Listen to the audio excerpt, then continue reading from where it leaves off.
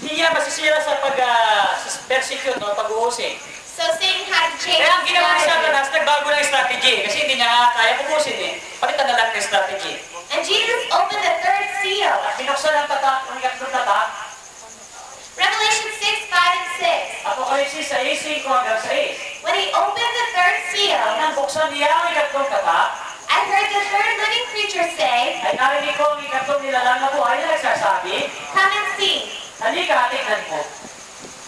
So I looked, and behold, a black horse, At narito isang kabayong maitim, and he that sat on it at siyang nakasakay dito, had a pair of scales in his ay hand. may isang timbangan sa kanyang mga kamay, sa kanyang kamay.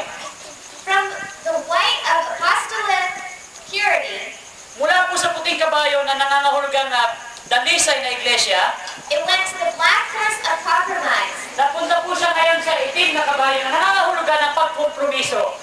Verse 6, Sa talata namin, and I heard a voice in the midst of the four at narinig ko ang gaya ng isang tinig sa gitna ng atat, living creatures saying, na nilalang na buhay na nagsasabi, "A quart of wheat for a denarius, sa isang dinaryo ay isang tatang na trigo, and 3 quarts of barley for a denarius, at sa isang dinaryo ay tatlong tatang na sibala, and do not harm the oil and the wine." at huwag mo ipahamak ang langis at ang alak.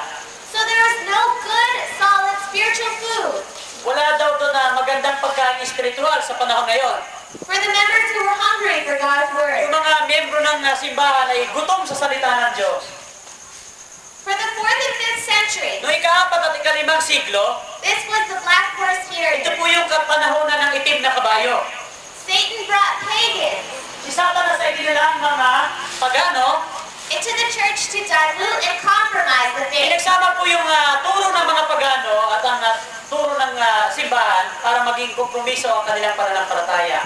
Paul warned about this in Acts 20, 28 through 30. Nagpapalala po si Apostol Pablo sa Aklat ng Mga Gawa, 20, 28 hanggang 30. Therefore take heed to yourselves and to all the flock, Ingatan ninyo ang inyong sarili at ang buong kawan to shepherd the church of God. upang pakanin ninyo ang iglesia ng Panginoon.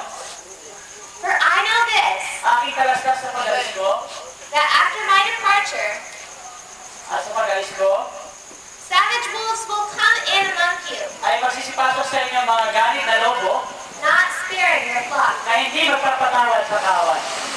Also from among yourselves, At magsisip daw sa mga kasamahan din ninyo, men will rise up speaking perverse ang things mga tao magsasalita ng mga bagay na masasama to draw away the disciples after themselves. upang nga magdala ng mga alagad sa kanilang hulihan.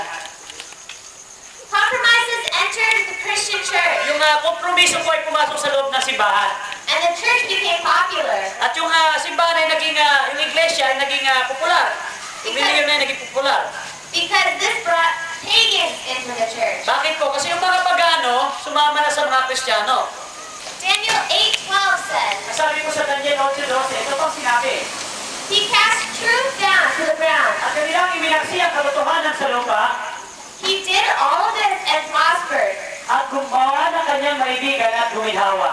In a historical setting, Sa marami po sa kasaysayan, the Roman Empire disintegrated. noong ang imperyo ng Roma ay unti-unti nang naguho, The pagan tribes were invading from the north. yung mga paganong mga tribo ay inaatake ang mga nasa hilaga. So the church and state united. Kaya po yung iglesia o yung simbahan at yung sa gobyerno ay pinagkaisa.